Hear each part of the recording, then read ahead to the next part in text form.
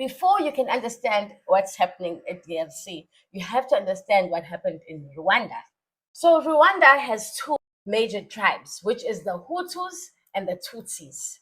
Hutu are 84% of the population, and the Tutsis are 14%. Demographics have now changed because of the wars. So back in the day, the Hutus were in charge, even in governance. And then after kuba iBhanoi lama-Hutus government aka-Hutu kungena the current president, the Hutus were the ones governing. There was a civil war after that. Kwaphela kuwina the Tutsis. Tutsis also have a large stake or land around the east of Congo, la kuliwa khona manje eGoma.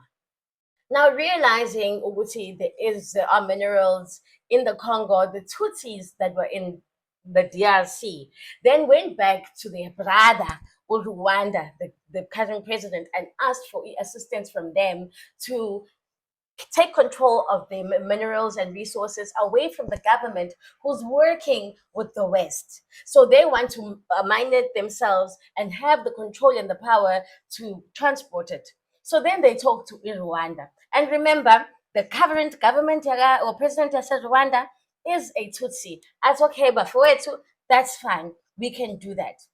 But what then happens is that the people, the Tutsis, are fighting against a corrupt government in the DRC who is selling their minerals or giving them away for close to nothing, and the people are not benefiting. So then they created their own. So in the DRC, each and every tribe, in order for you to survive, you have to have your own army because you are against your own government. They are against their own government because their own government is corrupt. So even before the M23, there were the Manyamlenge. I hope I pronounced it correctly. So Manyamlenge and the M23, their point and purpose was to move the government away from the East and their resources, so to protect it. Gwaya, wapoluteka nabalabo. So Rwanda naye ended up not doing the things that he was supposed to do and being influenced by the West. So the West is in the middle of this whole thing. Initially, the M23, and then the M23 needed material to fight against the government.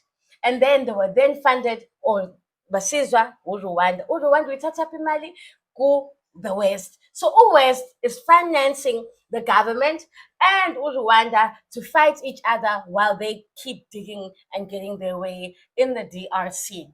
So who is wrong in all of this? Bonke, because it's the same person giving them weapons and making them fight against each other.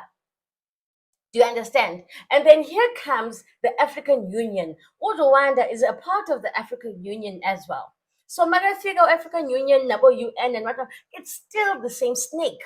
It is still the same body. So regardless of who tries to come and intervene in the DRC, it's still the same people with the same interests that are coming in and trying to loot the DRC one way or the other, and then bayahlangahlanganisa sodwa. So South Africa also being a part of the AU, right, African Union, then kwathunyelwa kusho bani, kusho iWest, the United Nations, ukuthi the South African soldiers must go and assist in peacemaking in the DRC, not giving them equipment and giving them weapons to go and fight this war. So they were in a losing position from jump, because these these groups have weapons. They have weapons. Imagine being funded by the West. We know what imali, the West or the USA, they only make money from these wars that they perpetuate. So they've got armies, they've got guns, they've got so unfit. If you meet anyone from South Africa, any soldier who's come back from the DRC, we are not equipped for it. So as much as South Africans are going around now saying, Rwanda, maybe, but the weapons that they carry and the type of training that they have from birth, guys, I'm not too sure about that. Unless you say it won't happen.